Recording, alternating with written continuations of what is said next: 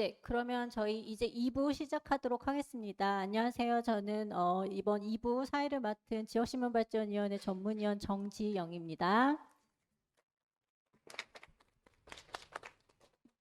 네, 발표 시간은 앞서와 똑같이 동일하게 10분으로 진행되고요. 10분 안에 마치시고 나면 심사위원님들의 간단한 질의응답까지 이어지도록 하겠습니다. 그러면 첫 번째 20팀부터 나와서 준비 시작해 주시면 되겠습니다.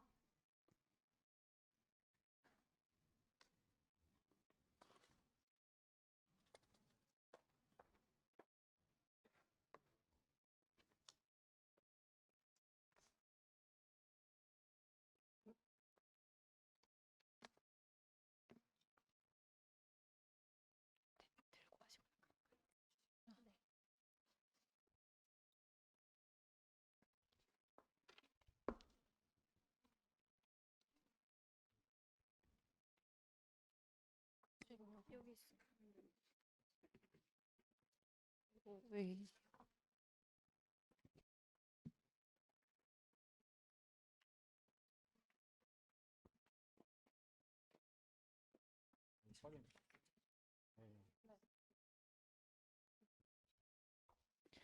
안녕하십니까. 저희는 이번 청년기획 프로젝트에서 스쿨존 사각지대 둔산동은 여전히 멈춰 있다에 대해 발표할 20팀입니다.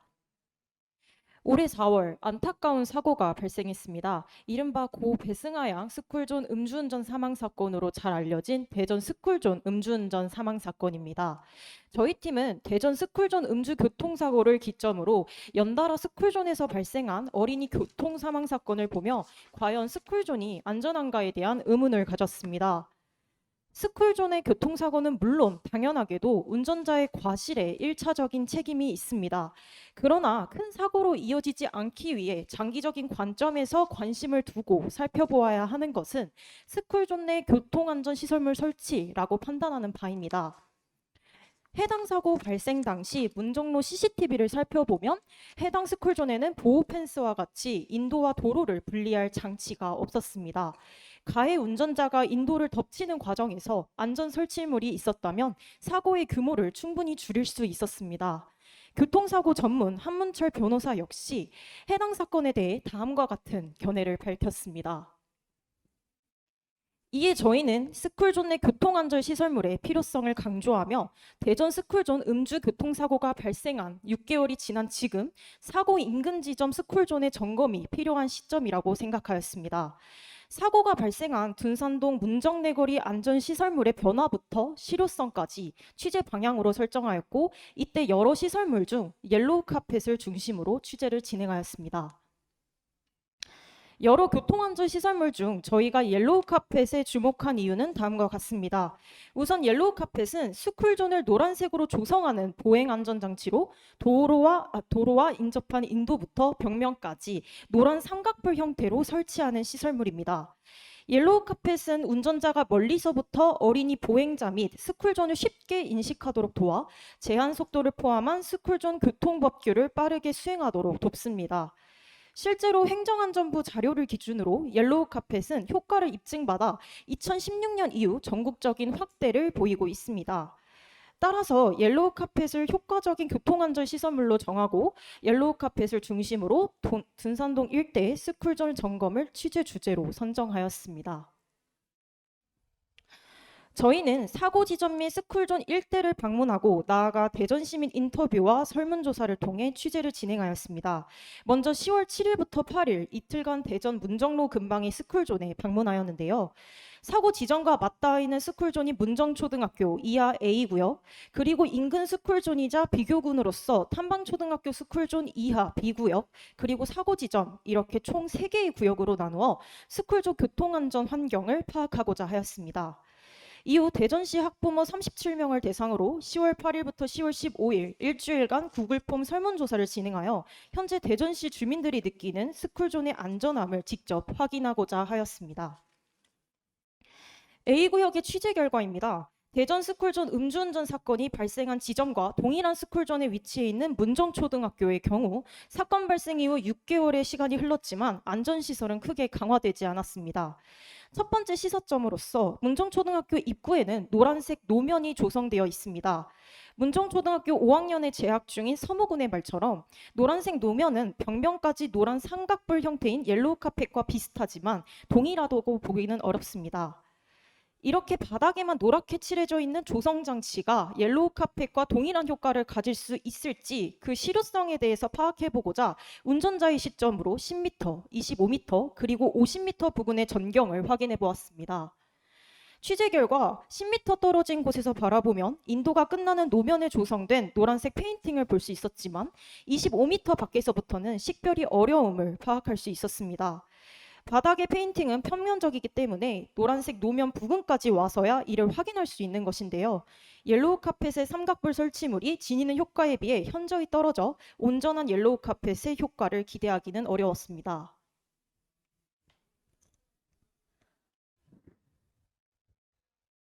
네, 그렇다면 옐로우 카펫을 포함해 문정초등학교에 설치된 교통안전 시설물의 현황은 어떠했을까요? 큰 사거리를 끼고 있어서 비교적 많은 차들이 돌아다니고 있었지만 설치 시설은 턱없이 부족한 실정이었습니다. 문정초등학교 근처에서 쉽게 볼 수 있는 교통안전 시설물에 대해서 무엇인지 물어보자 미끄럼 방지 혹은 교통 신호기와 같이 의무적으로 설치에 대한 시설물을 짚어주셨습니다. 그 이외 의무가 아닌 권고 사항들은 없음이 표에 굉장히 많이 표시가 되어 있는데요. 문정초등학교 스쿨존에서 권고 사항으로 인식이 되어 있는 시설물들은 거의 찾아보기가 어려웠습니다. 물론 권고 사항에 있는 시설물들을 설치하지 않는다고 해서 위법 사항은 아닙니다. 그러나 사고 발생 지점과 동일한 스쿨존임에도 불구하고 몇 안 되는 의무 시설만 설치되어 있는 모습에서 지자체의 적극적인 모습은 기대하기가 어려웠습니다. 마지막 세 번째로는 학교를 감싸고 있는 안전 펜스에 대해서 이야기를 해보고자 합니다. 학교를 감싸고 있는 안전 펜스는 이렇게 화단과 그 사이에 방호 울타리로 구성이 되어 있었는데요. 화단은 왼쪽에서 보시는 것과 같이 제대로 관리가 안 되어 있는 모습이었고 인도를 보호하기가 어려워 보입니다. 또한 화단 사이에 있는 방호 울타리는 총 10개로 채 부족한 시설물을 구성되어 있음을 저희가 확인할 수가 있었습니다. 문정초등학교로부터 1km 떨어져 있는 탐방초등학교의 스쿨존은 교통안전협업 모범 사례로 비교군으로서 취재하기가 좋았습니다.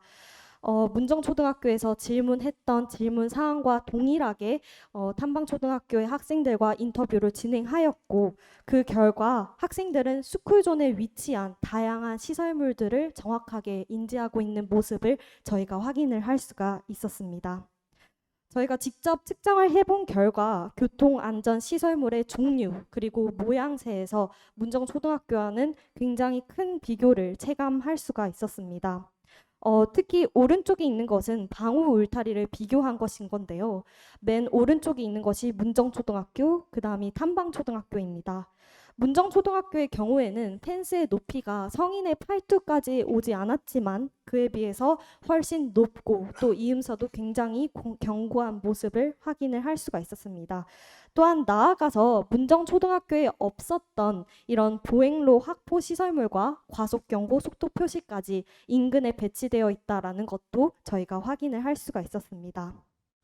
결론적으로 저희는 몇 종류 채 되지 않는 이 의무 시설물을 설치했는가 이 합법과 위법을 따지는 질문을 넘어서고자 합니다. 시설물의 개수와 종류가 무조건 많다고 해서 안전한 스쿨존이라고 판단하기는 어렵지만 탐방초등학교의 스쿨존은 의무 사항을 넘어서 권고 기준에 필요한 시설물들을 적재적소에 배치하였고 그 결과 보행자와 운전자에게 이곳이 스쿨존임을 명확하게 판단을 하고 있었습니다. 문정초등학교와 탐방초등학교는 차로 5분 거리가 안 됩니다. 이 5분의 거리 동안에 각 초등학교의 스쿨존에서 기대할 수 있는 안전함은 꽤나 극명한 차이를 보이고 있었습니다. 누구나 잔재적인 피해자가 될 수 있다라고 피해자 고 배승하 양이 최근 있었던 10월 20일 선고 이후 호소한 바와 같이 이 사건은 사회적으로 종결되었다라고 말하고 싶지 않습니다. 저희는 스쿨존 사고의 위험을 지속적으로 상기하고 또 언제나 열려있는 사고의 가능성을 줄이기 위해 이 중요한 과제가 사회에 남아있다라고 생각을 합니다. 그래서 저희가 과제를 완수하기 위해 현장의 목소리를 추적하며 얻은 주요 쟁점 3가지에 대해서 이야기를 해보고자 합니다. 첫째, 옐로우 카펫의 활성화가 필요한 시점입니다. 문정초등학교의 노란색 노면과 함께 탐방초등학교에서도 옐로우 카펫은 찾아보기가 어려웠는데요. 탐방초등학교와 문정초 학생, 학부모 인터뷰에서도 많은 사람들이 옐로우 카펫은 인지하지 못한 상황이었습니다. 또한 사후 추가 취재에서도 학부모님들 37명을 대상으로 진행한 설문조사에서도 옐로우 카펫을 인지한 학부모는 단 4명에 불과한 모습이었습니다. 옐로우 카펫은 앞서 말씀드리신 바와 같이 운전자가 스쿨존 운전 시에 사전 인지를 이루어내 안전한 스쿨존 교통 환경이 마련되도록 돕습니다. 따라서 이렇게 평면의 한계성을 지니고 있는 노란색 노면이 아니라 오른쪽 그림과 같이 벽면까지 온전한 모양새를 가진 옐로우 카펫이 꼭 필요합니다. 두 번째로는 방호 울타리의 의무화 추진이 필요합니다. 사고 지점을 이렇게 취재를 하면서 저희는 사고 CCTV에서는 없었던 방호 울타리가 새로 생겼다라는 것을 발견을 하였습니다. 도로와 보행로가 이 방호 울타리를 통해서 구분이 되고 있었고 또한 그 이음새 역시 견고하다라는 것도 저희가 확인을 하였습니다. 하지만 스쿨존을 넓게 포착을 했을 때 앞서 말씀드린 문정초등학교의 녹슨 펜스가 고작 횡단보도 하나의 차이를 두고 있었습니다. 다시 말해서 사고 지점을 제외한 동일한 스쿨존의 구역은 여전히 녹슨 안전 펜스가 자리 잡고 있었습니다. 그럼에도 불구하고 방호 울타리는 권고사항인 안전 설치물이기 때문에 현행법상 저희가 규제할 수 있는 명분이 없습니다. 이러한 상황을 방치한다면 이는 곧 제2, 제3의 둔상동 사고로 번질 가능성이 있습니다. 그렇게 마지막으로 스쿨존에 대한 많은 목소리가 필요합니다. 스쿨존의 공백에 대해 주목하고 사고 발생 가능성을 낮추기 위해 지역사회의 적극적인 관리 감독이 필요합니다. 행복한 학교 희망의 문정교육, 문정초등학교의 교명입니다. 6개월이 지난 지금 아이들의 꿈과 희망을 지켜줄 수 있는 스쿨존이 조성되어 있는가에 대한 질문에 저희 20 취재팀은 부족하다라는 결론에 이르렀습니다. 아이들이 보다 더 완전하고 또 안전한 환경에서 꿈을 키워나가기 위해 지역사회의 꾸준한 스쿨존의 관리 감독이 필요한 시점입니다. 나아가 본 취재를 통해 지역 시민에게 무심코 지나쳤던 이런 스쿨존의 안전과 중요성에 대해 다시 한번 상기시키는 기회가 되길 바라겠습니다. 이상입니다. 감사합니다.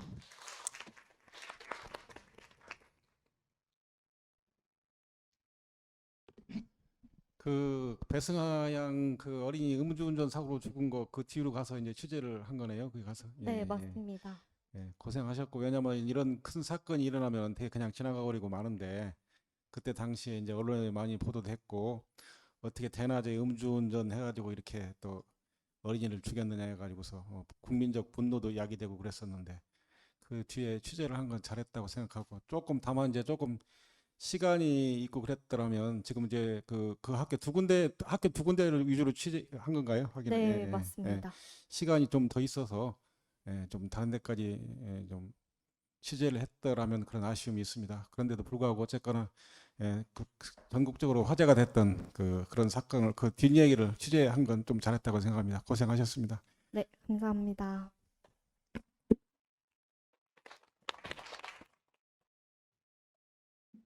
네, 20팀 발표하시느라고 수고 많으셨습니다. 다음은 투게더 팀 발표 이어지겠습니다.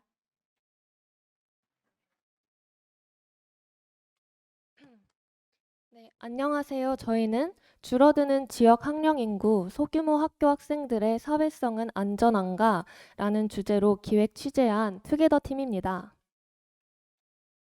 학교는 단순히 수업을 듣고 성적을 받는 게 전부가 아니다. 또래와 어울리며 배려심과 협동심을 기르고 자아 정체성을 형성해야 하는 장소이다. 다들 이 말에 동의하실 거라고 생각합니다. 실제로 학교는 단순히 학습의 목적을 넘어서 어린 학생들이 작은 사회를 경험할 수 있게 하는 역할을 하는데요. 그런데 우리 사회는 정말 아이들의 성적이 아니라 사회성 육성 활동에는 얼마나 관심을 기울이고 있을까요? 2023년 대한민국은 지역 학령 인구 절벽 시대입니다. 한국교육개발원에 따르면 5월 7일 기준 전국 초등학교를 조사한 결과 전교생이 60명 이하인 소규모 학교는 전체 대비 22.1%이고 전교생이 30명 이하인 초소형 학교는 전체 대비 8.3%에 달하는 수치를 보입니다. 밑에 자료는 저희의 주 취재 지역이었던 충청 지역의 학령 인구 감소 추이를 나타낸 그래프입니다. 다음 그래프를 보시면 충남, 충북 지역 모두 2010년대부터 가파른 감소 추이를 보이고 있으며 2040년까지 최대 기존 학령 인구의 절반 수준까지 감소할 것으로 전망됩니다. 따라서 이러한 초중고 학령 인구의 감소와 더불어 수도권 쏠림과 공간적 편중이 심화될 것이라는 추계 결과는 미래 한국 사회의 교육 환경의 심각성을 시사합니다. 저희는 이러한 상황에서 특히 절대적으로 학생 수가 부족한 지방 지역 소학교의 사회성 육성 활동이 심각하게 우려되었습니다. 또한 저희가 관련 논문을 탐색하는 과정에서 적은 학생 수가 학생들의 정서적 발달에 부정적인 영향을 미친다는 연구 결과를 발견하였습니다.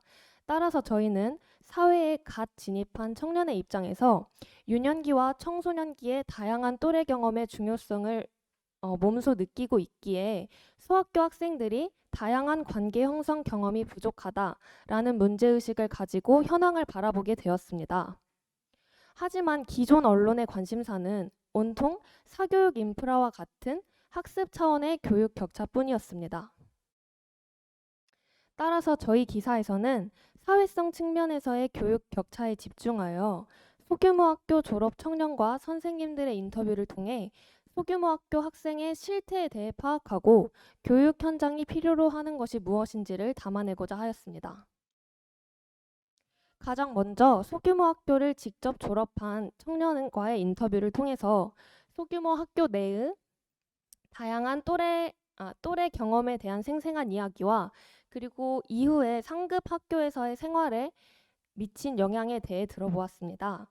저희의 인터뷰 대상자는 서울수재대학교에 재학 중인 박은서 양으로 전교생이 80명인 아천초등학교와 30명인 엄호중학교를 졸업하였습니다. 박 씨는 인터뷰에서 두 가지 문제 양상을 지적하였습니다. 첫 번째로 적은 학생 수 탓에 친구와 갈등이 생기고 나면 그 이후에 교내에서 다시 원활한 또래 관계를 형성하는 데 어려움을 겪었다고 하였습니다. 또한 새로운 사람과 어울리고 친해지는 경험이 부족하여 상급 학교에 진학했을 때 새로운 친구와 관계를 맺는 것을 어렵게 느꼈다고 언급하였습니다.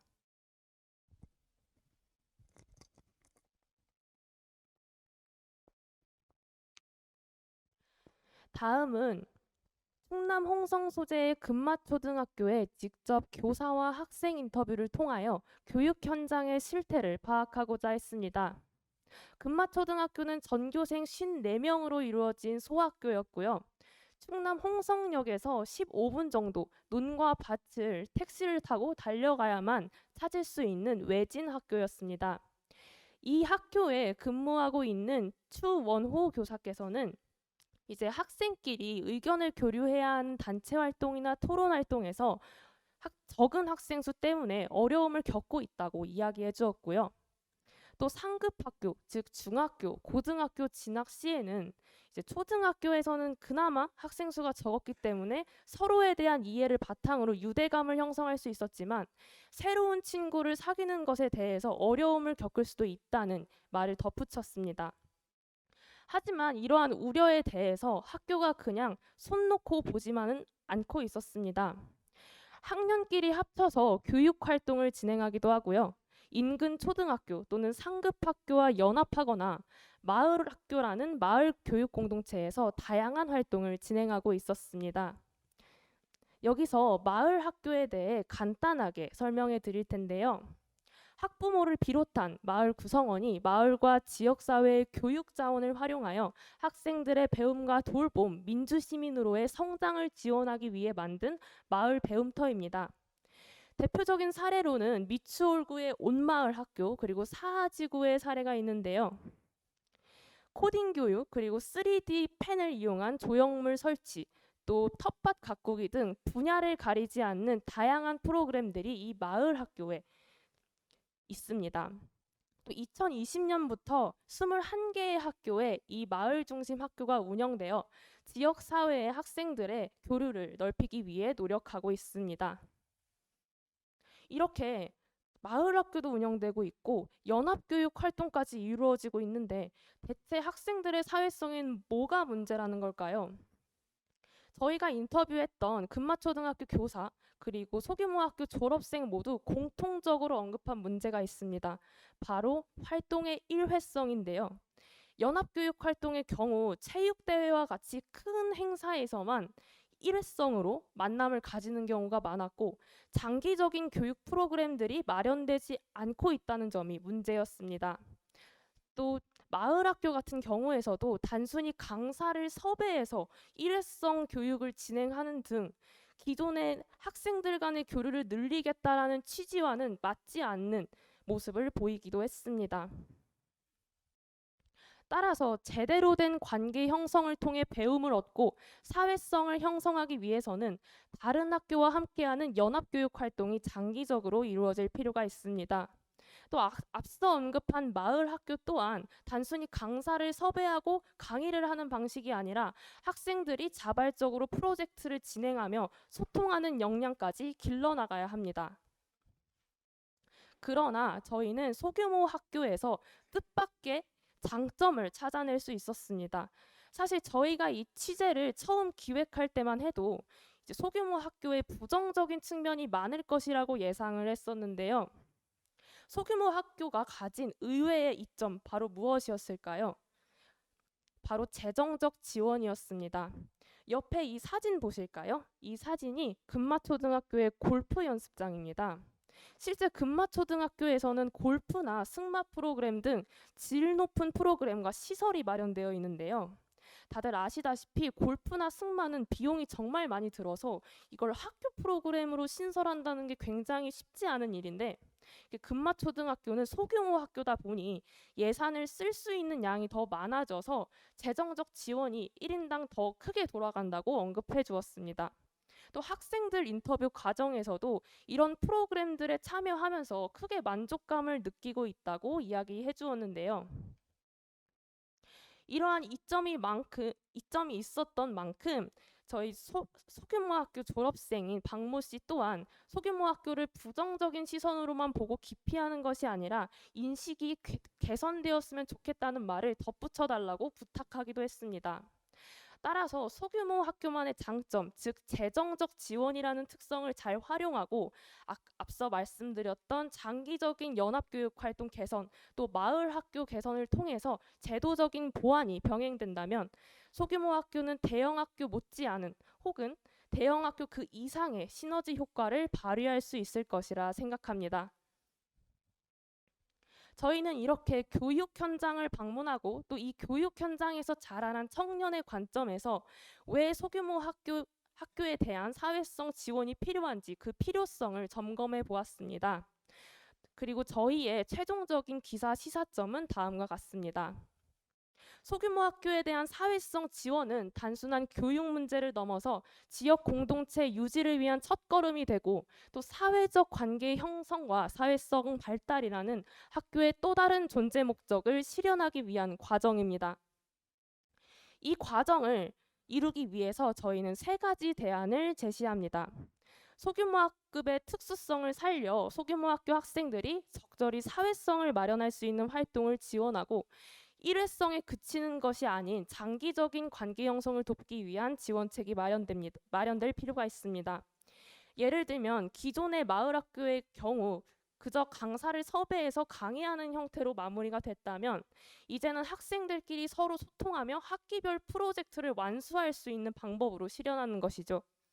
또 지역 공동체와 함께 마을 학교 프로그램과 같이 지역 공동체와의 상생 방안을 마련하고 학생들과 지역 공동체가 지속적으로 소통하면서 사회성을 길러나갈 수 있는 방안까지 함께 마련된다면 이상적일 것이라 생각합니다.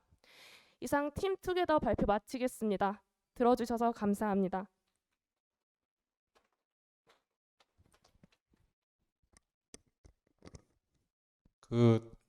제가 이거 듣다가 사회성이라는 걸 잘 몰라가지고 굉장히 어려운 영역이에요, 사실은. 왜냐하면은 이게 이제 뭐 심리학이라든지 교육학 이런 데서 전문적인 연구, 뭐 통계, 뭐 설문조사 이런 것들이 필요한 부분이라 이 자칫 잘못하면 언론에서 다루면 막연한 얘기가 될 수가 있어요. 그래서 아까 이제 학생하고 뭐 그 교사 인터뷰 한 얘기 나오고 그랬는데 사실은 이제 많은 사람들이 제일 걱정하는 게 시골 같은 데는 학생이 뭐 10명이 전체 학교 학생들 10명이 안 되는 데도 있고 그래요. 이제 그런 것에 착안해서 이런 기사를 작성한 건 뭐 참 의미 있는 노력이라고 생각을 하고 다만 이제 아까 말씀드린 것처럼 이게 자칫 잘못하면 좀 막연하다. 그래서 좀 구체적으로 좀 인터뷰 학생이 더 많고 아니면은 뭐 예를 들면 소규모 학교 학생 학생들이 뭐 예를 들면 친구를 잘못 사귄다든지 이런 뭐 유의미한 통계가 더 뒷받침됐더라면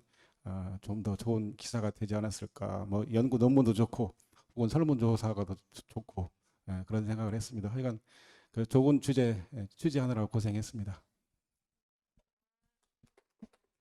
잠깐만요. 제가 하나.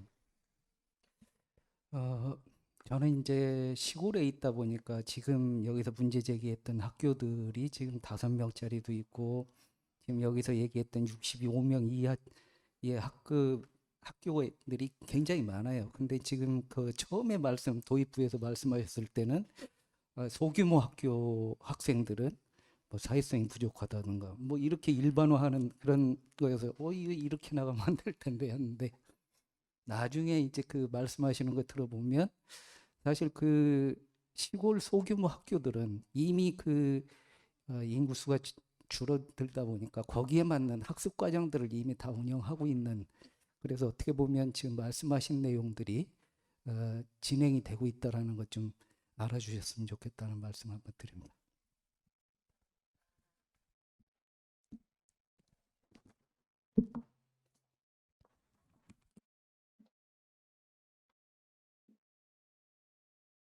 네, 투게더 팀 발표하시느라 수고 많으셨고요. 다음은 별하 팀 발표 이어지겠습니다.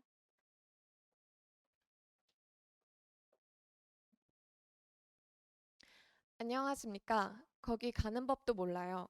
주민 반대 때문에 외곽으로 밀려난 포천시 외국인 주민센터 무용지물 우려에 대한 발표 시작하겠습니다. 주제 선정 이유, 기사 소개, 취재의 방향성 순으로 발표 진행하겠습니다. 먼저 주제 선정 이유입니다. 대구 이슬람 사원 건설, 제주 예멘 난민 수용 문제 등 최근 대한민국에서 외국인 문제는 뜨거운 감자가 되었습니다. 출생률이 곤두박질 치고 있는 국내 상황과 전쟁으로 인해 난민이 계속해서 발생하고 있는 국제 정세에 따라 생각해보면 대한민국의 외국인 인구수는 앞으로도 더욱더 늘어날 예정입니다. 이에 따라 이주민과 기존 주민 간의 갈등 또한 심화될 것으로 예상됩니다. 이러한 맥락 속에서 저희는 포천시 외국인 주민센터 설립을 둘러싼 갈등에 대해 취재했습니다. 이것은 저희 지역의 문제가 아닌 한국 사회를 둘러싼 전체의 문제이기도 합니다. 본격적으로 기사를 소개하기 전 먼저 기사의 배경이 되는 포천시에 대해 설명해 드리겠습니다. 포천시는 경기도 북부에 위치한 도시로 공업, 축산업, 농업 등이 발달했습니다. 모두 노동력이 굉장히 많이 필요한 산업이죠. 그러나 포천은 소멸 위기 도시로 꼽힐 만큼 노동 인구가 부족한 상황입니다. 이에 인력을 채울 외국인 노동자가 대거 유입되었는데요. 현재 포천시 인구는 14만 8천 명, 이 중 18,000명은 외국인입니다. 코로나 유행 시기였던 2021년을 제외하면 외국인 인구는 지속적으로 늘고 있고 앞으로도 더 늘어날 전망입니다. 오른쪽 사진처럼 포천시를 걷다 보면 외국인분들 쉽게 만나볼 수 있습니다. 외국인 인구가 많은 만큼 관련된 사건 사고도 끊이지 않는데요. 2020년 겨울에는 베트남 이주 노동자 속행 씨가 겨울에 숙소인 비닐하우스에서 잠을 자다 사망한 사건이 발생했습니다. 외국인 노동자 수는 많지만 이에 대한 대우는 턱없이 부족한 현실을 보여준 사건이었습니다. 여론이 악화되자 포천시청은 문제를 해결하기 위해 움직이기 시작했습니다. 저희가 다루는 포천시 외국인 주민센터 설립 사업 역시 그러한 노력 중 하나였죠. 그러나 사업은 2번이나 무산됩니다. 모두 기존 주민들의 반발 때문이었습니다. 사건의 타임라인은 다음과 같습니다. 첫 부지는 작년 1월 발탁되었습니다. 소으릅 송으리 신봉초등학교 인근 5층 규모의 외국인 주민센터와 3층 규모의 이주 노동자 쉼터가 설립될 예정이었습니다. 토지 소유자와 구두 협의까지 마친 예정이었으나 학부모와 인근 아파트 주민들의 거센 항의로 인해 무산되었습니다. 이후 올해 3월 서울 예비군 읍대로 부지를 옮겼습니다. 이곳은 외국인 주민이 다니는 송으리 시외버스 터미널과도 인접해 교통이 매우 뛰어난 곳이었습니다. 하지만 주민 공청회의 반대로 인해 다시 한번 무산되고 맙니다. 외국인 주민센터가 거주지 주변에 생길 경우 집값이 하락한다거나 치안이 악화된다는 우려 등으로 반대하는 주민들이 많았기 때문입니다. 외국인들이 모이면 하나의 세력이 되어 원주민과 갈등이 빚어질 것이라는 우려 또한 있었습니다. 전부 포천시 주민들과 직접 대화하며 모은 생생한 의견들이었습니다. 2번의 무산 끝에 외국인 주민센터는 마침내 군 내면에 위치한 비즈니스 센터 내에 들어오게 되었습니다. 새로운 건물을 설립하는 대신 다른 건물을 증축하여 입주하게 된 것이었죠. 예산도 많이 줄고 기존에 있었던 주민들의 반대도 사라졌습니다. 표면적으로 봤을 때는 모든 문제가 해결된 것처럼 보이네요. 그러나 위치를 옮기면서 정작 당사자인 외국인들은 이용이 어려워졌고 사업 규모가 줄면서 실효성이 떨어지게 되었다는 관측도 나오고 있습니다. 우선 접근성이 확 낮아졌습니다. 저희가 직접 만나 뵙고 이주 노동자 3분을 인터뷰한 결과 다들 입을 모아 소으릅과 달리 군 내면은 교통이 불편해 찾아가기 어렵다며 우려를 표시하셨습니다. 기존 설립지였던 소으릅은 포천시 전체 읍면동 중 가장 인구수가 많은 지역으로 편의시설도 잘 갖춰져 있고 교통 또한 잘 갖춰져 있습니다. 특히 송우리 버스터미널 주변에는 사원, 식료품점 등이 잘 갖춰져 휴일마다 이곳을 찾는 외국인의 발걸음이 끊이지 않았습니다. 이에 반해 새로운 설립지인 군내면 비즈니스 센터의 교통은 매우 열악합니다. 이곳까지 운행하는 버스 노선은 총 4개, 배차 간격은 최소 60분에서 최대 300분까지 구성되어 있습니다. 자차 없이 가기는 불가능해 보이죠.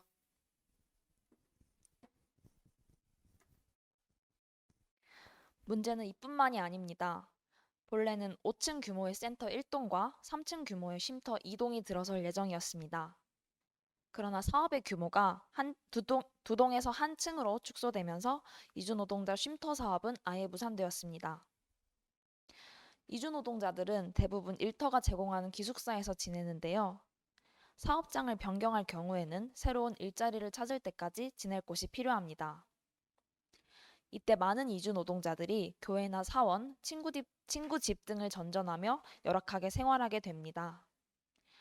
쉼터가 이들의 일시적인 보금자리 역할을 해줄 예정이었으나 전면 무산되었습니다. 포천시는 열악한 이주 노동자 기숙사 문제로 여론의 물매를 맞았음에도 불구하고 이처럼 소극적인 대처를 보여주고 있는 상황입니다. 사업 추진을 담당한 포천시 기업지원과 이주노동자 지원팀 전성호 팀장님과 저희가 직접 인터뷰해본 결과 포천시 역시도 이와 같은 문제들을 인식하고 있었습니다. 교통 문제의 경우 노선 확대와 셔틀버스 운영 등을 검토 중이라 대답했습니다. 외국인 쉼터의 경우 필요성은 느끼지만 기존 주민들의 반대가 심하다고 호소했는데요. 이처럼 포천시에는 기존 주민과 외국인 주민 사이의 갈등 해결이 여전히 큰 숙제로 남아 있습니다. 포천시는 외국인과 기존 주민이 함께하는 축제를 통해 화합을 이루려 노력 중이라고 답변했습니다. 그러나 현실적으로 더 많은 노력이 필요해 보입니다. 마지막으로 저희 팀 취재의 방향성에 대해 설명드리고 발표 마치도록 하겠습니다. 기획 단계에서는 단순히 외국인 주민센터 설립을 둘러싼 기존 주민과 외국인 주민의 갈등을 취재하여 대립구도를 강조하려고 했었습니다. 실제로 주민공청회, 현수막, 반대 서명운동 등 기존 주민들의 반대는 무척 심했고요. 그러나 포천시에서 이주노동자 센터를 운영하고 있는 김달성 목사님, 그리고 방글라데시 출신 이주노동자 3분과 저희가 직접 인터뷰를 해본 결과 주민들의 반대뿐만 아니라 포천시의 소극적인 태도 역시 큰 문제라고 느꼈습니다. 그래서 기사에서는 주민의 반대, 그리고 이에 대한 포천시의 부족한 대처를 모두 다루고자 노력했습니다. 지자체는 이주 노동자에 대한 각종 지원을 확대하고 기존 주민과의 갈등을 해결하기 위해 노력해야 합니다. 또한 기존 주민들은 외국인 주민을 향한 차별을 거두고 공존하기 위해 힘써야 할 것입니다. 2022년 기준 대한민국의 출생률은 0.78명입니다. 우리나라는 외국인이 전체 인구의 5%를 넘어서며 내년부터 아시아 OECD 국가 최초로 다인종 다문화 국가에 진입하기도 할 만큼 외국인 주민이 많은 나라이기도 합니다. 이제 한국은 한국인만으로 존속할 수 없을지도 모릅니다. 이주민은 우리 사회에 없어서는 안 될 중요한 경제활동 인구이자 또 중요한 사회 구성원이 되었습니다. 그러나 이들을 향한 혐오는 더욱더 커져가는 게 오늘날 우리의 현실입니다. 우리가 공존할 수 없는 이유는 무엇일까요? 그럼에도 맞닿으려는 노력을 멈추지 말아야 하는 이유는 무엇일까요? 저희는 포천시 외국인 주민센터 설립을 둘러싼 논란들을 살펴보며 그 답을 찾고자 했습니다. 이 자리에 계신 여러분도 함께 고민해 주셨으면 좋겠습니다. 이상 발표 마치겠습니다. 긴 발표를 들어주셔서 감사합니다.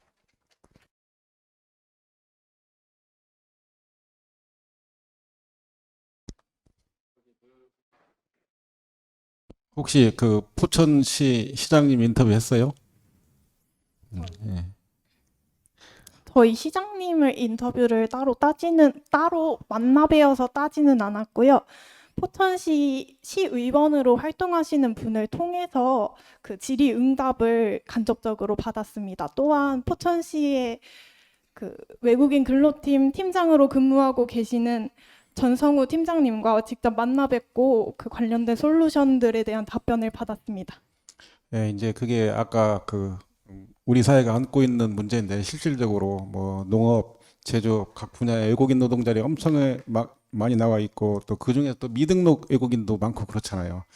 우리 사회가 안고 있는 문제이기도 하고 또 국가 차원에서도 풀어야 될 문제인데 이 문제들을 아까 이제 포천뿐만 아니라 뭐 경기도 지역에 굉장히 많죠. 시군마다 뭐 그 충청도에서는 이제 충북 음성군 같은 경우가 한 14%, 전 인구의 14% 정도가 이제 외국인인데 거기는 비교적 잘 풀어나가고 있더라고요. 이제 군수 그 단체장의 의지도 있고 담당 부서 그리고 이제 외국인 지원센터를 운영하는 센터장이 주민들하고 잘 어울리게 아까 얘기한 축제 같은 것도 하고 또 지역에 있는 뭐 의사들이나 교회 이런 데서 도움을 주고 그러니까 제도적으로 도움을 못 주는 사람들은 뭐 이제 기업인들이나 그 지역의 의사들이 자발적으로 와서 진료도 해주고 그렇게 이제 좋은 관계를 형성하는데 뭐 이렇게 잘 되는 사례도 있습니다. 그래서 이제 뭐 이 문제를 이렇게 처음부터 끝까지 한번 대안까지 제시한 건 참 취재를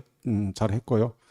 또 이제 나중에 기회가 된다면 이렇게 잘 풀어가는 데도 있구나. 아주 좋은 사례 아니에요. 그런 것들도 한번 취재해서 보도를 했으면 좋겠습니다. 이상입니다.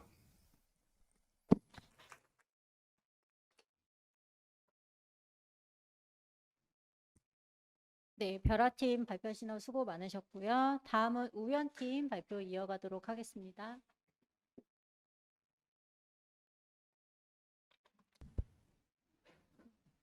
안녕하세요. 달과 가까이에 있어 우리가 몰랐던 달동네 판자촌 마을의 현실에 대해 발표할 우연팀입니다. 저희는 우선 주제를 선정하게 된 이유와 직접 가본 마을과 소방서, 주민 인터뷰를 통해 달동네 판자촌의 현실에 대해 알아보고 청년 세대 시각으로 보는 대처 방안에 대해 얘기하려고 합니다. 올 1월 강남구 개포동 구룡마을에서 발생한 화재와 4월 서대문구 홍제동 인왕산에서 화재가 발생해 인근 개미마을 주민들이 대피한 일로 인해 서울 달동네 판자촌의 재난 안전 문제가 화두로 떠올랐습니다. 마침 팀원의 친구가 개미마을에 거주해 인왕산 화재를 겪은 터라 달동네 판자촌 재난 안전 문제는 멀리 있지 않으며 사회 전체가 주목해야 할 문제라고 생각했습니다. 달동네 현지 주민 인터뷰, 마을 소방시설, 소방서 등 관계기관들의 취재를 통해 재난안전사고에 노출된 달동네 판자촌의 현재와 개선 방향 및 해결책 등을 탐구하고자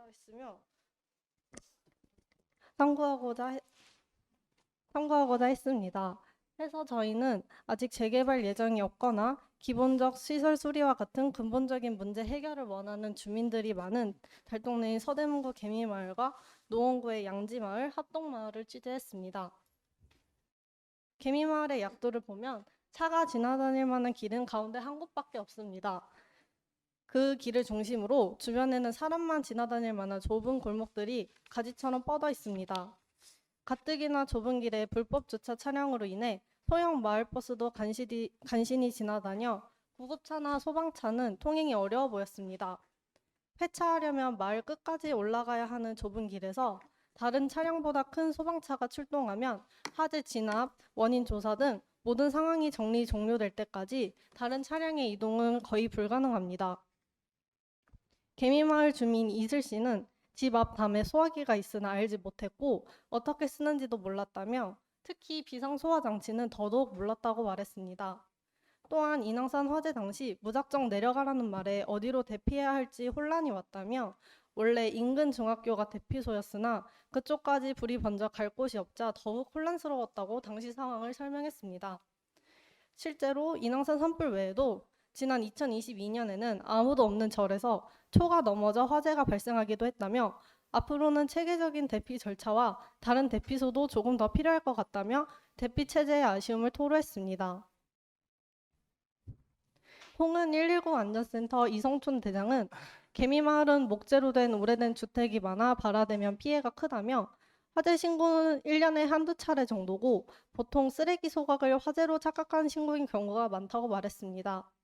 또한 이 대장은 소방차가 긴급 자동차지만 화재 진압 시에 불법 주차 차량과 사고가 났을 때는 소방한테 책임이 있기에 변상해야 한다며 화재 발생 지역까지 신속한 접근이 어려워 적극적으로 화재를 진압하지 못하는 점을 아쉬워했습니다. 소방차가 화재 발생 지점 주변까지 진입 후 수관을 연결하면 신속한 화재 진압이 가능하지만 아까 본 것과 같은 좁은 골목길 안쪽에서 화재가 발생하면 수관을 여러 번 연결해 화재를 진압해야 합니다. 이 대장은 가령 15m 길이의 수관 2개 정도만 이어도 될 것을 10개씩 이어야 하는 상황이 발생한다며 수압도 높여야 하고 소방관들이 수관 연결에 많은 에너지를 소모해 화재 진압에 더 많은 시간이 소요된다 했습니다. 소방 측은 열악한 마을 환경으로 인해 발생하는 여러 문제 해결을 위해 화재 발생 시 소리로 위험을 알려주는 열 연기 감지기를 집 안에 무료로 설치하고 있으며 마을에는 비상소화 장치염도 3개 설치해 다른 지역보다 더 중점적으로 관리하고 있습니다.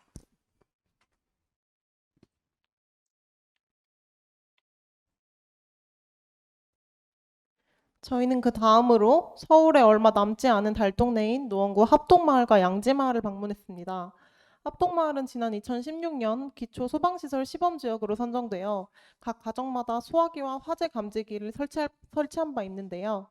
합동마을의 이러한 사례를 통해 달동네 안전시설의 희망편을 찾을 수 있겠다는 생각이 들어 부푼 기대감을 안고 취재에 나섰습니다. 그러나 이어지는 주민 인터뷰를 통해 이곳에는 화재의 위험 외에 더 큰 침수의 위험이 도사리고 있음을 발견했습니다. 합동마을 주민 조현자 씨는 폭우가 왔을 때 집에 있었는데 물이 가슴까지 들어찼다며 주민이 호스를 이용해 물을 빼냈고 대피소가 없어 긴급시 대피하려면 언덕 아래 주민센터까지 내려가야 한다고 밝혔습니다. 인근 10분 거리의 또 다른 달동네 양지마을은 합동마을보다 더욱 좁고 가파른 도로를 가지고 있었고 판잣집이 많아 주거 환경이 더욱 낙후되어 있었습니다. 주민 박영숙 씨는 비 오면 지붕이 흐너져서 물이 샌다며 폭우나 태풍 시 피해를 겪은 적이 많다고 하였습니다. 그러나 이곳이 재개발 지역이고 따로 수리하기에는 돈이 많이 들어서 그냥 참고 지내고 있다고 합니다. 재개발 예정이 없는 합동마을과 달리 양지마을은 재개발 예정 지역이기에 주민들 또한 조금만 참고 버티자는 생각이 강해 보였는데요. 하지만 언제 재개발될지 모르는 상황에서 또 언제든지 찾아올 수 있는 재난에 대한 대비 시설은 미흡한 실정입니다. 주민 인터뷰 이후 소방시설은 과연 침수 피해에 어떻게 대처하고 있을지 궁금해 마을과 인접한 소방서인 상계 119 안전센터의 한찬혁 소방사와 인터뷰를 진행했습니다. 한찬혁 소방사는 올여름 비가 왔을 때 물펌프를 빌려드렸다며 침수 발생 시 소방서 말고는 도와줄 수 있는 기관이 따로 없고 대처 장비도 구비되어 있지 않아 대처 방법만 알려드렸다고 하였습니다. 서대문구와 노원구의 달동네와 관할 소방서 취재 결과 공통적으로 대피소의 부족과 주민들의 안전장치 사용법 미숙에 대한 문제가 존재함을 알 수 있었습니다. 따라서 취재부는 달동네 대피시설의 추가적인 설치와 대처 방법에 대한 주기적인 교육, 안전장치 사용법의 시각화가 가장 먼저 이루어져야 할 급선무라는 판단이 들었습니다. 이러한 요소들을 최대한 반영한 청년 세대의 시각에서 바라본 실현 가능한 대처 방안에 대해서 생각해 보았습니다. 먼저 사회에 적용할 수 있는 보편적인 방안으로 매년 민방위 교육을 진행할 때 재난 시 시민들을 이끄는 리더 역할의 필요성을 알리는 것입니다. 현역 군 복무가 끝난 후 8년간 예비군 소속으로 훈련을 마친 뒤 민방위 대원으로 편성된 남성들은 이후 만 40세가 되는 해의 12월 31일까지 매년 민방위 교육을 이수받습니다. 이때 사진 속 커리큘럼에 나와 있는 바와 같이 화재 및 지진에 대한 교육에서 대피 시 주민들을 이끄는 리더의 역할이 중요함을 고지하는 것입니다. 통상적으로 재난 시 대피 방법에 대해서 모두가 알고는 있지만 막상 재난이 발생했을 때 갑작스러운 상황에 배운 대로 대처하지 못하고 질서가 사라져 무방비해지곤 합니다. 이런 상황에 혼란스러운 시민들을 이끌고 대피할 수 있는 소수의 인원만 있어도 피해는 줄어들 수 있습니다. 해당 방안의 경우 기존 교육 내용의 약간의 수정만 이루어지면 되는 것이기 때문에 가장 빠른 시일 내에 실현할 수 있는 최선의 방안이라는 생각이 듭니다. 두 번째, 화재 대처 방안입니다. 개미마을 취재 시 마을 내 설치된 비상소화장치의 사용법이 A4 사이즈의 매우 작은 크기로 부착되어 있어 쉽게 알아보기 힘들었습니다. 따라서 마을 주민들이 사용법을 쉽게 알아보고 평소에도 지나다니며 사용법을 익힐 수 있도록 포스터를 대용으로 부착하는 방법을 생각해 보았습니다. 오른쪽에 있는 사진은 저희가 임의로 제작해 본 포스터인데요.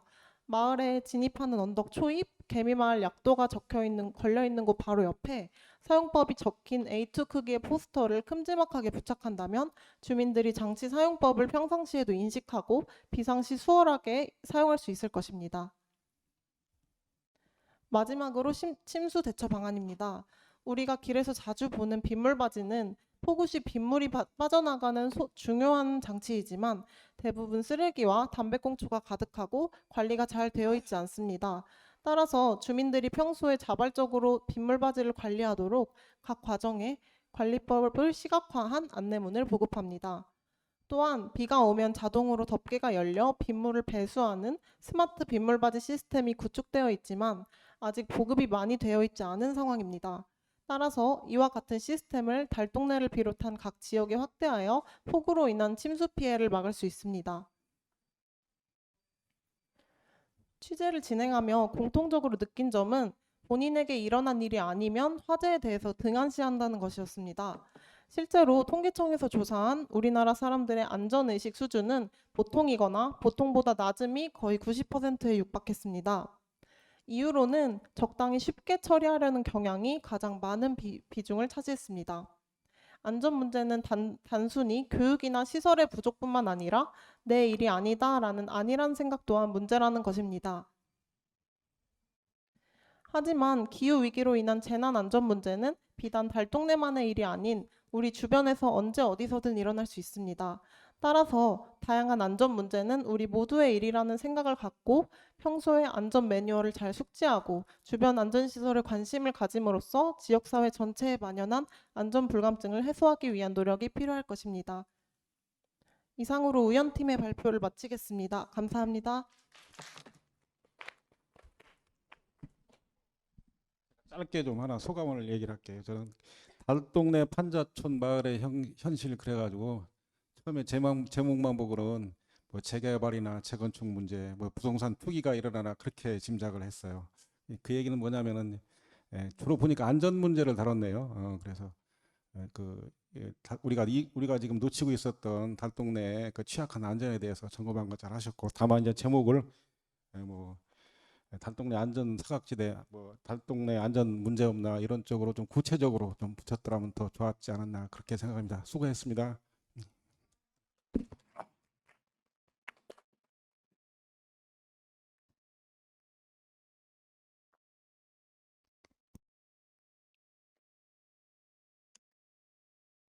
네, 안녕하세요. 저희는 충청남도 아산시에서 온 하모니 오브 코리안즈입니다. 저는 오늘 우리나라의 미래를 결정할 중요한 이슈 중 하나인 이민자 정책에 대해서 이야기하려고 합니다.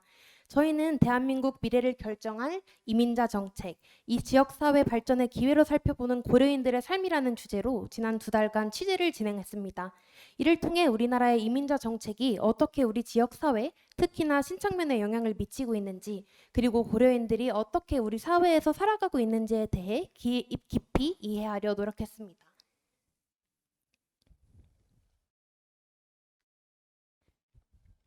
먼저 저희가 이 주제를 선정한 이유는 우리 지역 신창면에서 매달 200명 가량 증가하는 외국인 이민자들의 모습을 보며 느낀 문제의식에서 출발했습니다. 현재 대한민국의 출산율 저조와 고령 인구 증가는 더 이상 미룰 수 없는 문제로 부상하고 있습니다. 정부는 그동안 저출산 대책에 천문학적 규모의 재정을 매년 투입했지만 올해로 4년째 인구가 줄고 있으며 사실상 실패한 것으로 평가되고 있죠. 이 추세대로라면 우리나라는 2700년쯤 소멸하게 된다는 것을 알고 계신가요? 그런데 이 와중에 놀랍게도 아산의 인구는 나날이 증가하고 있습니다. 그 중심에 바로 고려인들이 있기 때문입니다.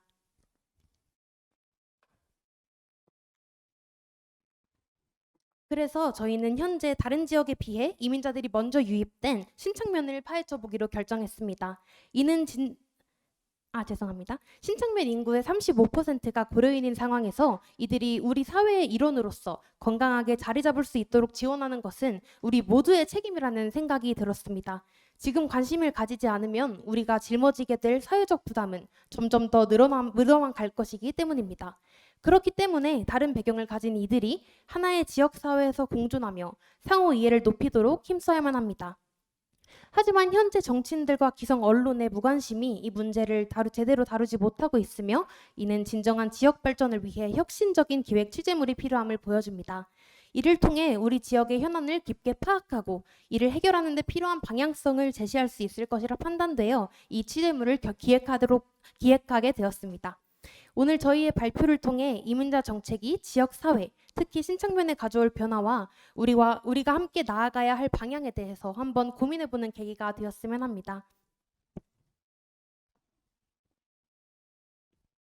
저희의 기획 취재물은 총 4개의 챕터로 구성되어 있고 지금부터 차례대로 설명드리도록 하겠습니다. 자, 저희의 첫 번째 챕터입니다. 고려인, 우리는 그들을 얼마나 알고 있는가? 여러분 혹시 고려인에 대해서 들어보셨나요? 아니면 고려인이라는 키워드가 익숙하신가요? 고려인들은 19세기 중엽부터 러시아와 구소련 지역으로 강제 이주를 겪은 오랜 역사를 가진 한민족입니다. 그들의 후손들은 더 나은 삶을 찾아 한국으로 이주했지만 막상 여기서 겪게 되는 문화적 차이와 그들에 대한 우리의 잘못된 인식으로 인한 차별에 실망하는 경우가 대다수입니다. 2022년 통계청 자료에 따르면 한국에 체류하는 이주 노동자들 중 고려인들이 큰 비율을 차지하고 있음을 알 수 있습니다. 하지만 아이러니하게도 고려인과 한국인은 같은 민족임에도 불구하고 서로 쉽게 가까워지기가 어렵습니다. 대부분의 한국 사람들은 고려인에 대한 이해가 부족하며 심지어는 고려인의 존재를 모르는 경우도 흔히 볼 수 있습니다. 그래서 저희 취재팀은 아산시 신창면 고려인들이 가장 많이 밀집되어 있는 구역을 방문해서 이들의 삶을 취재물에 담아보았습니다. 이은채 학생이 들고 있는 자료를 보시면 저희가 직접 제작한 시각 자료인데요. 고려인들을 대상으로 거주 기간, 한국에 오게 된 계기부터 한국에서 생활하며 꼭 필요하다고 느끼는 부분 등에 대해서 설문을 진행한 내용을 보실 수 있습니다. 이에 덧붙여 고려인 A씨와 대면으로 심층 인터뷰를 진행했습니다. A씨는 우즈베키스탄 출신의 고려인으로 지난 8년간의 다양한 경험을 전해드릴 수 있었습니다. 그녀는 한국에서의 생활이 결코 쉽지 않았다고 이야기합니다. 또한 A씨는 학부모의 야간 근무로 인해 늦게 귀가하고 어려운 경제 상황으로 인해 학교 방치되는 아이들의 상황을 눈물을 머금으며 이야기하였습니다. 그녀는 이런 아이들을 위한 한부모 가정 지원 및 아이 돌봄 서비스가 가장 절실하다고도 이야기했습니다. 이렇게 첫 번째 챕터에서는 고려인들은 한국에서 살아가기 위해 많은 어려움을 겪고 있다는 내용과 그들에 대한 우리의 이해와 관심이 필요하다는 사실을 담아보았습니다. 다음 챕터에서는 박라이사 할머니와의 인터뷰를 통해 생생한 역사의 증언과 새로운 환경에 적응하는 과정에서의 용기와 희망을 취재해 보았습니다. 여기 자료를 보시면 할머니의 삶을 그림으로 간략히 표현해 보았습니다. 키르기즈스탄에서 태어나 러시아 문학 선생님으로 살아가던 할머니는 아리랑 채널을 통해서 나는 고려인인데 왜 한국어를 알아듣고 말할 수 없지? 라는 깊은 고민으로 시작해서 지금은 한국어를 자신의 모국어로서 배우고 사랑하게 되었습니다. 할머니의 조부모님은 1890년대에 블라디보스톡으로 이주한 조선인이었습니다. 박라이사 할머니는 소련 정부에 의해 중앙아시아로 강제 이주당하게 된 그들의 후손으로서 그녀는 우즈베키스탄에서도 조선의 전통놀이와 노래를 배우면서 어린 시절을 보냈다고 합니다. 2013년 비슈케크 세종학당에서 우수학습자로 선발된 할머니는 오랫동안 꿈꾸던 한국에 첫 발을 내딛게 되었습니다.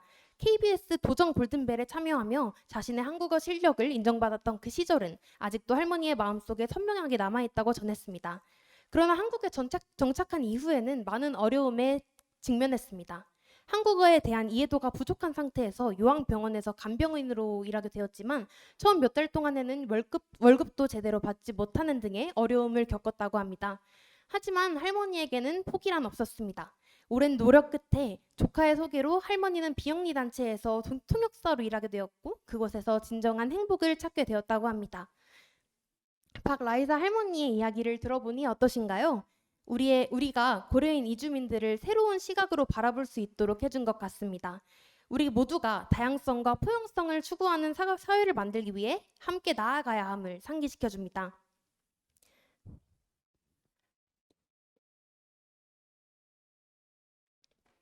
세 번째 챕터에서는 신창면에서 지역사회 발전을 위해 힘쓰고 계시고 고려인들과 가장 밀접히 일하고 계시는 신창면 행정보치센터의 김부규 팀장님을 만나 인터뷰를 진행해 보았습니다.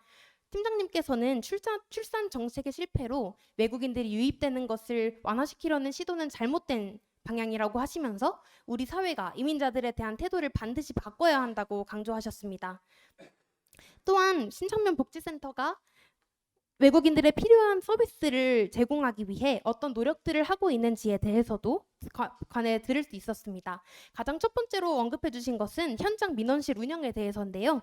현장 민원실은 신창면 읍내리에 집중적으로 거주하고 있는 외국인 주민을 위해서 비교적 거리가 먼 복지센터까지 이동해야 하는 어려움을 조금이라도 덜기 위해서 마련한 민원실입니다. 그래서 민원 서류 발급 및 행정 지원이 주 업무라고 하는데요. 이를 통해서 많은 외국인 주민들에게 긍정적인 반응이 돌아왔다는 이야기를 들을 수 있었습니다.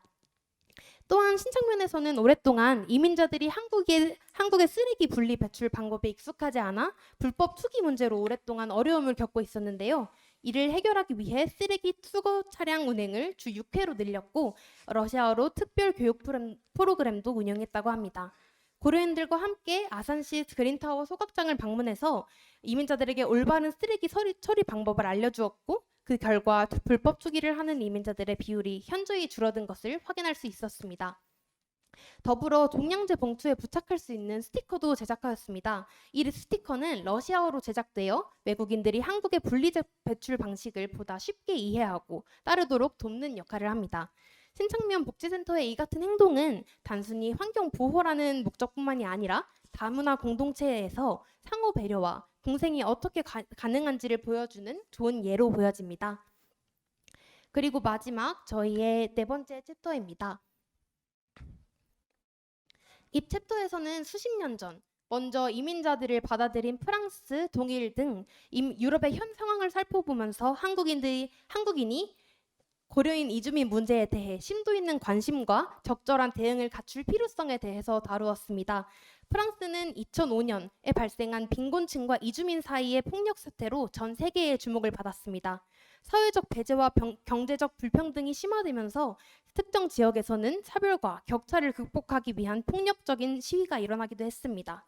뿐만 아니라 독일에서는 2015년부터 중동 및 북아프리카 지역으로부터 많은 수의 난민이 들어오면서 사회 안보와 복지 부담 등 여러 가지 문제가 동시에 발생하였습니다. 자, 여러분이 보시기에 우리는 그들을 맞을 준비가 되어 있다고 보시나요? 유럽에서의 준비되지 않은 무분별한 이민 수용은 우리에게 중요한 교훈을 준다고 생각합니다. 우리나라도 유럽처럼 다문화 사회로 변모하는 과정에서 마주할 수 있는 여러 가지 문제들에 대비하지 않으면 그 결과로 인해 생기는 복잡하고 어려운 문제들은 우리 모두가 부담하게 될 것이라는 사실입니다. 따라서 신창면 주민을 넘어 한국인 모두가 이주민 문제에 대한 심도 있는 이해와 관심을 가지고 미래의 다문화 사회를 위한 적절한 대비책을 마련했으면 합니다. 이는 우리 모두의 책임이며 우리 사회가 향후 성장하고 발전하기 위한 필수적인 과정이라고 할 수 있겠습니다. 유럽의 실패한 이민 정책을 교훈 삼아 우리나라와 지역 사회가 이민자들의 문제 해결을 위해 적극적으로 나서며 다양한 정책 및 혁신적인 방법을 발구해야 합니다. 지금이야말로 대한민국 국민들이 이민자 케어의 필요성을 인지하고 이들과의 조화로운 공존을 위해 무엇을 할 수 있는지를 되새겨 볼 때입니다. 이상으로 발표 마치겠습니다. 감사합니다.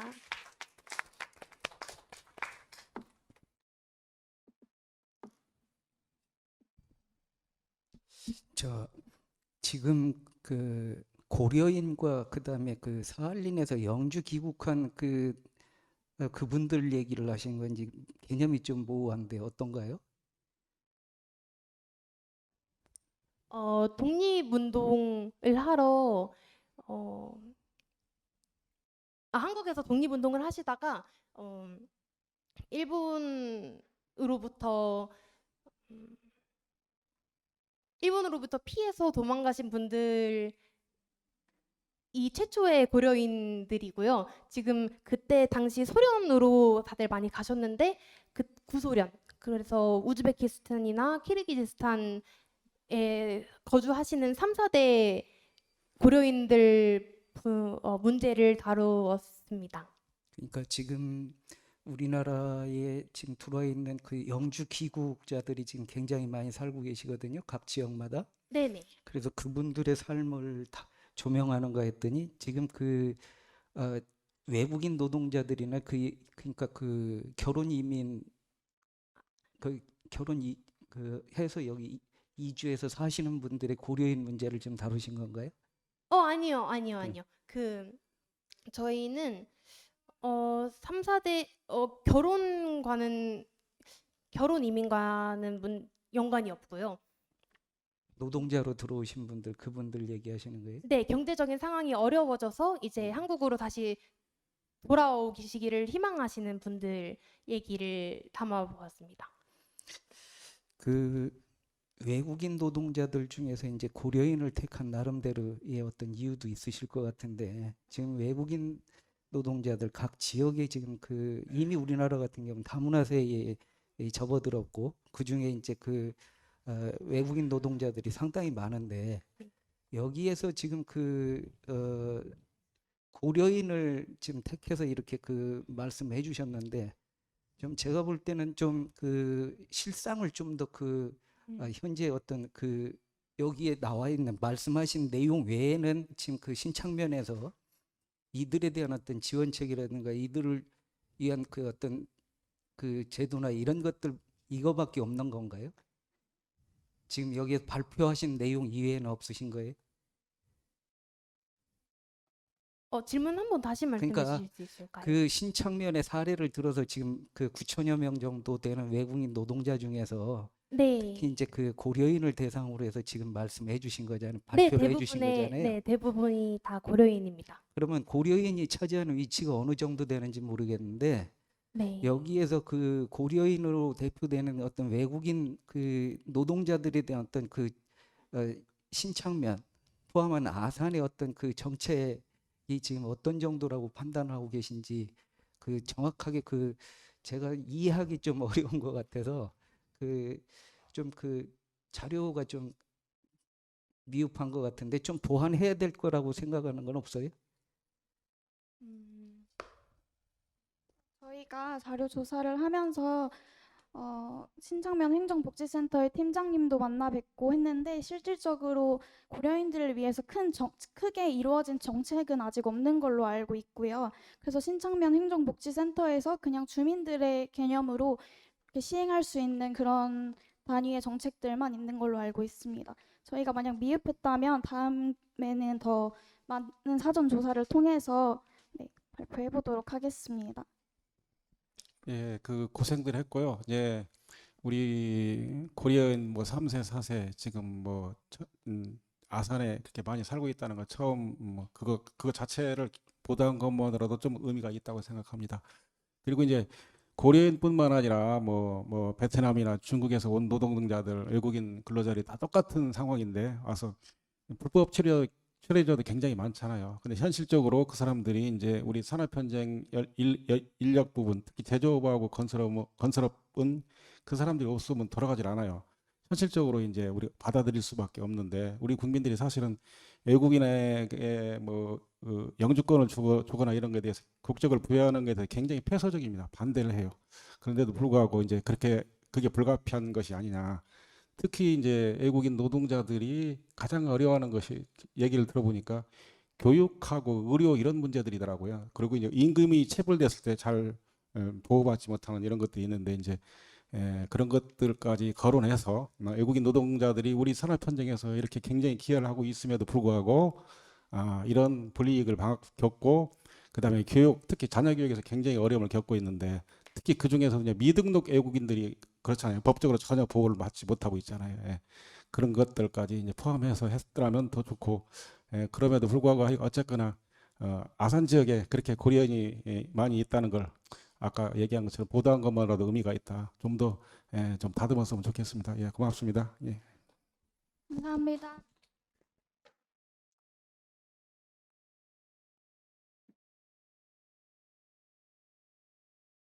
안녕하세요. 더 호환스 팀입니다. 많은 다양한 주제들을 세심하게 풀어내신 보도물들을 보고 정말 많이 배웠습니다. 저희는 6호선 대학생들이 따라가 본 12구 참사 이후 1년이라는 기획 기사를 작성했고 이에 대해서 지금부터 발표 시작하도록 하겠습니다. 다음과 같은 목차로 발표 진행하겠습니다. 저희의 기획 의도는 다음과 같습니다. 우선 12구 참사 1주기를 맞아서 이를 기억하고 추모하는 기사를 작성하고자 했습니다. 또한 저희는 학교와 가까운 이태원 지역 공동체에 속한 학생들로서 참사 이후에 이 지역이 어떻게 지금 변화했고 그리고 참사 이후에 회복을 위해서는 어떠한 움직임이 필요할까에 대해서 고민을 하고 싶었습니다. 그래서 참사 발생 이후 공동체가 입은 상처 그리고 그 회복 이것을 중심으로 12구 참사를 조명했습니다. 또한 대학생들의 시각에서 참사 이후 1년을 그대로 바라보고 1주기를 맞이한 지금 어떤 논의가 이루어져야 하는지에 대해서도 한번 생각을 해보고자 했습니다. 저희는 12구 참사를 기억하는 것이 가장 큰 목적이었기 때문에 이때 읽을 수 있는 기사 작성을 목표로 취재 계획을 세웠습니다. 그래서 다음과 같이 일정에 따라서 취재를 진행했습니다. 취재 방법은 다음과 같습니다. 우선 기본적으로 각종 발표 자료나 기존 언론 보도 내용을 분석하는 것을 최우선으로 삼았습니다. 그리고 직접 참사 발생 현장에 방문하고 현재 그쪽에 조성되어 있는 추모 공간에 붙어 있는 포스트잇들을 저희가 직접 사진 찍어서 하나하나 정리하면서 추모 메시지 내용을 워드 클라우드로 분석하기도 했습니다. 그리고 관련돼서 다양한 활동을 하신 분들 혹은 정당 관계자분 그리고 교수님과도 인터뷰를 하면서 저희 기사의 정확성과 생생함을 더하고자 했습니다. 또한 현재 이태원 상권이 어떻게 변화했는지를 데이터를 통해 알아보고자 소상공인진흥공단 상권정보 시스템을 통해 분석도 진행했습니다. 그럼 저희의 헤드라인에 대한 소개를 간략하게 먼저 해드리겠습니다. 사실 기획안을 작성할 때에는 여기 12구 참사가 아니라 12구 이태원 참사라는 표현을 썼습니다. 사실 그것이 지금 현재 가장 자주 통용되는 명칭일 것이라고 생각합니다. 그렇지만 저희가 취재를 하면서 그 명칭은 이태원이라는 지역에 참사 발생 지역이라는 부정적인 낙인을 찍는다는 그런 효과가 있다라는 것을 알게 되어서 이렇게 헤드라인을 확정하고 취재를 진행했습니다. 저희 기사는 3단 구성으로 되어 있습니다. 과거의 대응은 어땠고, 그래서 현재는 어떻게 기억되고 있고, 그리고 재발 방지를 위해서는 어떻게 해야 하고, 그리고 이태원이라는 지역을 다시 살리기 위해서는 현재 어떤 움직임들이 있고 어떻게 나아가야 할지 이렇게 진행했습니다. 저희는 과거 대응을 살펴보면서 대한민국 사회가 재난 대비에 굉장히 취약하다라는 점을 살펴볼 수 있었습니다. 공공 영역과 민간 영역 모두에서 굉장히 많은 문제들이 발생했고 특히 언론 보도 준칙이 여러 번 위반되는 사례들을 보면서 이 사안을 다루는 대학 언론인으로서 더 세심하게 고민해서 취재해야겠다라는 책임감도 느꼈습니다. 다음으로 현재 우리 사회가 12구 참사를 어떻게 기억하는지 알아보고자 합니다. 먼저 저희는 참사를 명명하는 방식에 집중했습니다. 현재는 참사를 두고 12구 참사, 12구 이태원 참사 또는 이태원 참사 등 여러 명칭을 혼용하고 있습니다. 저희는 참사 명명 방식의 문제에 관해 신지영 고려대 국어국문학과 교수님께 자문을 구했습니다. 저희는 교수님과의 인터뷰를 통해 지역의 문제가 아닌 대응의 문제이므로 참사 명칭에 지역명을 사용할 수 없다는 사실을 알게 되었습니다. 저희의 기사 목적 또한 이에 부합하기에 12구 참사라는 명칭을 사용하고 있습니다. 12구 참사는 46개의 대학에서 사상자가 발생한 만큼 대학과 관련이 깊은데요. 그래서 저희는 각 대학이 어떻게 참사를 기억하는지 살펴봤습니다. 당시 각 대학은 학사 지원 방안과 학생 상담센터를 통해 학생을 지원했습니다. 학생사회는 지난 5월 18일 참사 20일을 맞아 유가족과 함께하는 간담회를 열기도 했습니다. 당시 취재에서 저희는 재발을 막기 위해 기억해달라고 말씀하시는 유가족분들을 만날 수 있었습니다. 이제 시민이 그때를 어떻게 기억하는지 살펴보고자 합니다. 저희는 직접 이태원역을 향했고 이태원역 1번 출구 부근 참사 현장에 마련된 추모 공간을 마주할 수 있었습니다. 또한 여러 전문가의 인터뷰를 통해 시민의 활동에 담긴 의미를 찾고자 했습니다. 추모 공간에는 추모의 메시지를 담은 포스트잇이 많이 붙어 있는 것을 알 수 있었습니다. 또한 저희는 현장의 메모지를 분석해 어떤 단어가 가장 많이 쓰였는지 알아보고자 했습니다. 현장에 사진을 찍고 내용을 정리한 다음 워드 클라우드의 프로그램에 입력한 결과 미안합니다, 명복을 빕니다, 죄송합니다, 편히 쉬세요 라는 문장이 가장 많았다는 사실을 알 수 있었습니다. 포스트잇을 통한 추모 문화를 다룬 칼럼인 포스트잇 대화를 경향신문에 기고한 성현아 칼럼니스트는 저희와의 인터뷰를 통해 이러한 포스트잇 추모가 더 많은 이들에게 함께 슬퍼하자고 그러한 불행이 반복되지 않도록 적극적으로 나서자고 청유하는 숭고한 일이라고 생각한다고 말씀하셨습니다. 저희는 이태원 기억 담기라는 포스트잇 추모 활동을 알게 되었고 그 활동을 주관한 시민단체 문화연대 소속 박이연 활동가와 인터뷰를 진행했습니다. 활동가님은 특히 기록이 우리 사회가 나아갈 방향에 대한 논거가 되기 때문에 참사를 기억하는 일의 중요성을 강조하셨습니다.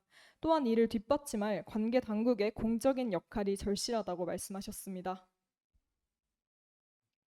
마지막으로 국회의 제도적 대응을 알아보고자 했습니다. 참사 이후 국회는 12구 이태원 참사 피해자 권리 보장과 진상 규명 및 재발 방지를 위한 특별법을 발의했습니다. 이 법은 지난 8월 31일 상임위원회를 통과했습니다.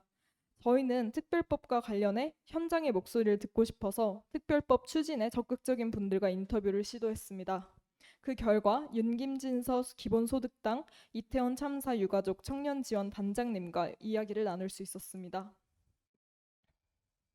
윤김진서 청년지원 단장은 이 법을 통해 진실을 밝히고 사회적 참사에 대해 우리 사회가 고민할 수 있는 시간이 만들어지길 기대한다고 전하며 특별법을 통한 진상규명과 공동체 회복에 대한 기대감을 내비쳤습니다.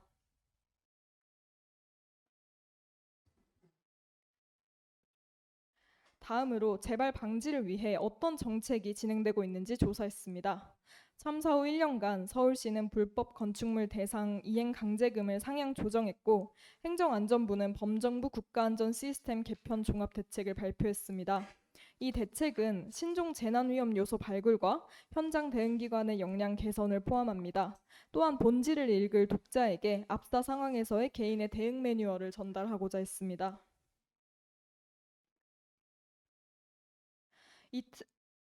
이태원 상권의 현황과 회복 방안에도 초점을 맞췄습니다.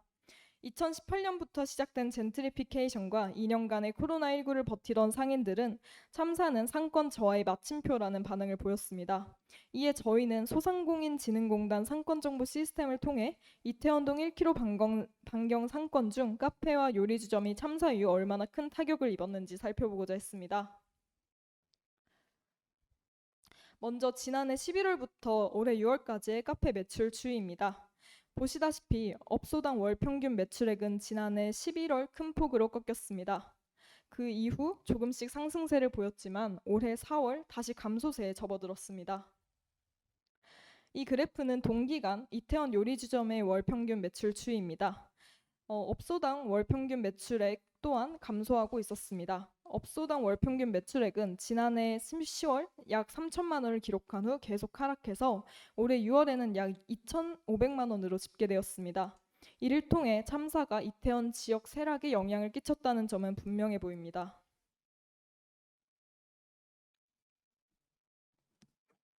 사단법인 이태원 관광특구연합회 측은 이태원에서 상권 회복을 위해 주력하고 있는 것이 무엇이냐는 저희의 문의에 이태원 헤리티지 맨션을 언급했습니다. 이는 문화복합형 팝업으로 다양한 콘텐츠를 즐길 수 있는 곳입니다. 이러한 시도를 통해 매출액이 회복될 수 있을지 많은 관심이 필요할 것으로 보입니다. 네, 지금까지 기사 내용에 대해서 소개해드렸습니다. 추모하고 재발 방지를 위해 노력하는 것, 그리고 이태원이라는 지역을 참사 발생 지역이라는 프레임에만 가두지 않는 것도 중요한 과제일 듯합니다. 이태원이 다시 활기를 되찾고 피해자분들도 회복할 수 있기를 바랍니다. 그리고 기사를 통해서 참사 이후 건강하고 안전한 이태원 공동체의 회복에 대해 고민할 수 있는 장이 열리기를 기대합니다. 또한 참사 이전의 활기찬 이태원을 위해 기억과 추모, 재발 방지 대책의 실현이 종합적으로 이루어져야 한다라는 메시지도 확산할 수 있기를 기대합니다. 여기서 발표 마무리하겠습니다. 감사합니다.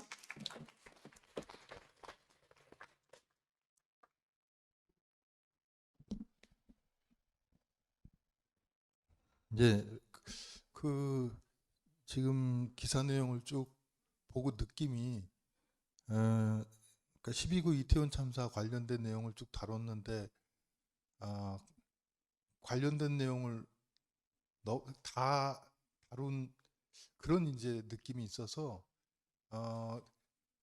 이 프로젝트에서 제일 핵심으로 생각했던 게 뭔지, 그러니까 예를 들어서 앞에서 그 12구 이태원 참사라고 합의된 이름이 있지만 이태원이라는 지역이 갖고 있는 그런 것 때문에 이제 빼도 될 것 같다는 입장을 표명하셨는데, 뒤에 이제 이야기되는 것은 이제 주로 이태원이고 기억의 공간도 이태원에 있고, 그래서 이게 뗄래야 뗄 수 없는 부분인데, 또 그거 관련해서 이제 그 참사의 기억이든 어쨌든 그걸 회복하기 위한 노력도 여러 가지 얘기를 하셨거든요. 그래서 가장 중요하게 이 프로젝트에서 생각하고 계시는 게 어떤 부분인지 그거 좀 이야기. 네, 먼저 중요한 부분 지적해 주신 것 같습니다. 사실 합의된 명칭이 현재까지는 없는 상황입니다. 다만 이제 참사 명칭을 가장 많이 이제 빈도수가 높게 활용되고 있는 명칭이 12구 이태원 참사이지만 여러 가지 연구 논문들 그리고 앞서 말씀드렸던 교수님과의 인터뷰를 통해서 지역의 명칭을 참사에 활용하면 이것은 지역에 대한 낙인이 될 수 있다라는 점을 알게 되었습니다. 예를 들어서 태안 같은 경우에도 기름 유출 사고가 있었을 때 태안 기름 유출 사건이라고 명명이 되어서 태안군이 한동안 관광 산업에 큰 영향을 입었다고 알고 있습니다. 그래서 이렇게 명칭에서는 제외를 하되 이제 저희가 기억을 해야 할 것은 해야 하는 일이고, 그리고 이태원을 살리는 것 또한 중요한 일이기 때문에 현재 이태원에서 일어나고 있는 다양한 시도들 그리고 그 명칭 문제 이런 것들을 저희가 두 가지 측면, 그렇게 두 가지로 나누어서 다루고자 했습니다.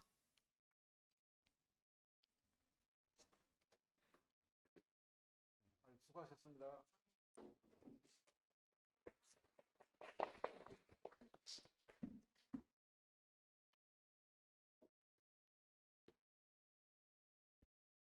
네, 이것으로 2023 지역신문 발전의 지역 신문 컨퍼런스 저희 청년기획 프로젝트 공모 PT를 모두 마치도록 하겠습니다. 이 자리에 참석해 주신 우리 12팀 발제자 팀들 그리고 심사위원님 그리고 청중분들 너무 감사드리고요. 이어서 중강당에서 저희 시상식과 폐회식이 있습니다. 모두 이동하셔서 참석해 주시면 되겠습니다. 감사합니다.